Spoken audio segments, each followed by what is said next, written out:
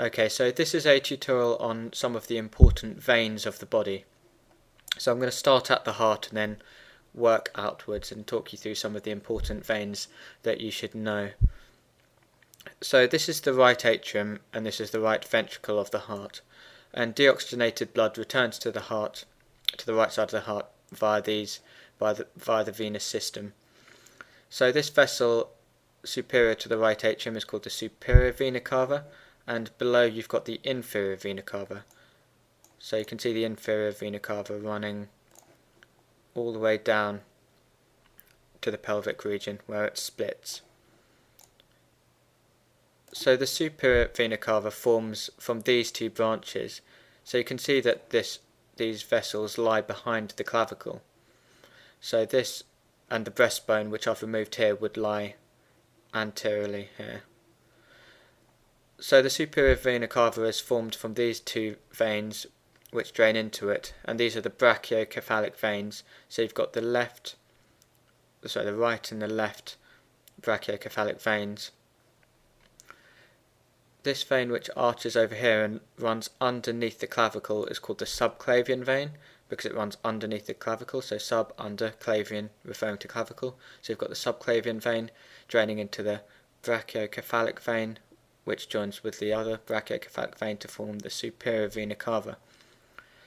And then you've got these two vessels here, these two veins which are coming down from the brain and the head. So this one, which is more medial, is the internal jugular vein, and this one, which is more lateral, is the external jugular vein. So the internal jugular vein drains the brain, and the external jugular vein drains the head and face. So the external jugular vein comes and drains into the subclavian vein, and where the internal jugular vein drains into becomes the brachiocephalic vein. So this where it drains into the subclavian, it becomes the brachiocephalic vein. So you've got the subclavian vein here running underneath the clavicle, becoming the brachiocephalic vein, which joins with the other side to become the superior vena cava. And then you've got the jugular veins, the internal and external jugular veins. So following the veins over, we come to look at the veins which drain the upper limbs. So you can see this vein here. This drains into the axillary vein. So this region in the armpit region is the axillary vein, and you've got this vein, the cephalic vein, draining into the axillary vein. So where the cephalic vein joins the axillary vein, it becomes the subclavian vein. So this is the axillary vein here. Also draining into the axillary vein, you've got these two veins. So this one is the brachial vein, this middle one here, and this is a deep vein. This one here is the basilic vein, and this, where these two veins meet, you get the axillary vein. So the axillary vein runs from here to the point where the cephalic vein drains into it. So if I just put in the muscle layer, you can see what I mean by this vein being deep. So you can see this vein here is the deep brachial vein, and you've got the two superficial veins, the basilic vein and the cephalic vein. So I'll just put the muscle layer in. So you can see that you've got the cephalic vein which runs superficially, and this basilic vein which is also superficial, but the brachial vein here runs deeply. So this deep brachial vein. So just working our way down the limb, you can see this vein which joins the cephalic and the basilic veins. So this is the median cubital vein, and this links up the cephalic and the basilic vein. So just to put the muscular system in again, to give you an idea of where these veins run. So you can see this is a superficial vein which connects the superficial cephalic and the superficial basilic veins. So when you're taking blood from a patient, these are often the veins you take blood from. The cephalic vein here, the median cubital vein, and this basilic vein. So just removing the muscular system again. So this is the brachial vein, the vein that branches off the axillary and runs deeply. So you can see that it has two tributaries.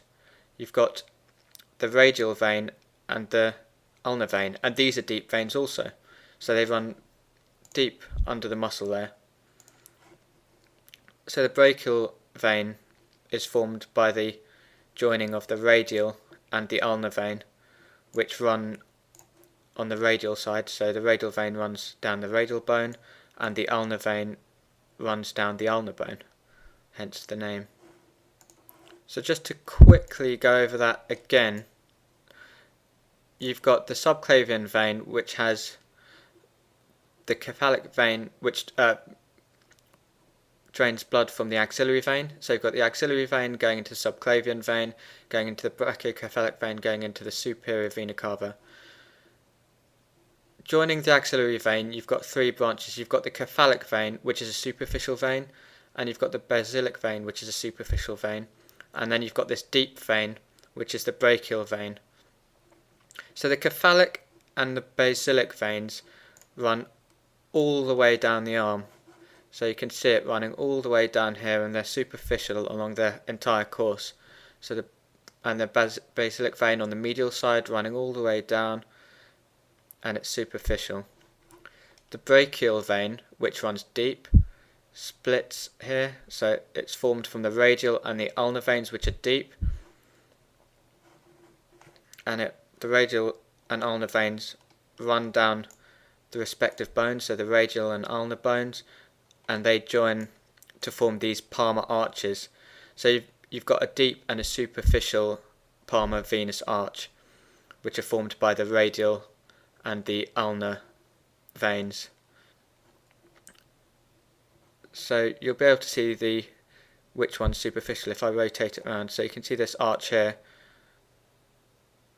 and if I rotate it around, you can see that it's closer to the surface. So it's the superficial venous arch, and you've got the deep palmar venous arch. So if I just put in the muscle layer again, you can see this clearly, this superficial palmar venous arch formed from the deep radial and ulnar veins, and then you've got the deeper palmar venous arch here. So the superficial veins which I showed you, the basilic vein, which runs all the way down and it winds onto the back of the hand, the dorsum of the hand, and the same happens with the cephalic vein. So this cephalic vein, which comes all the way down the arm and then winds round onto the back of the hand. So you can see that you can see their course. So the medial vein here, which is the basilic vein, and the lateral one, the cephalic vein, they form this dorsal venous plexus on the hand. So this is often a site for cannulation of patients. So that's the venous drainage of the upper limbs. It's a little bit more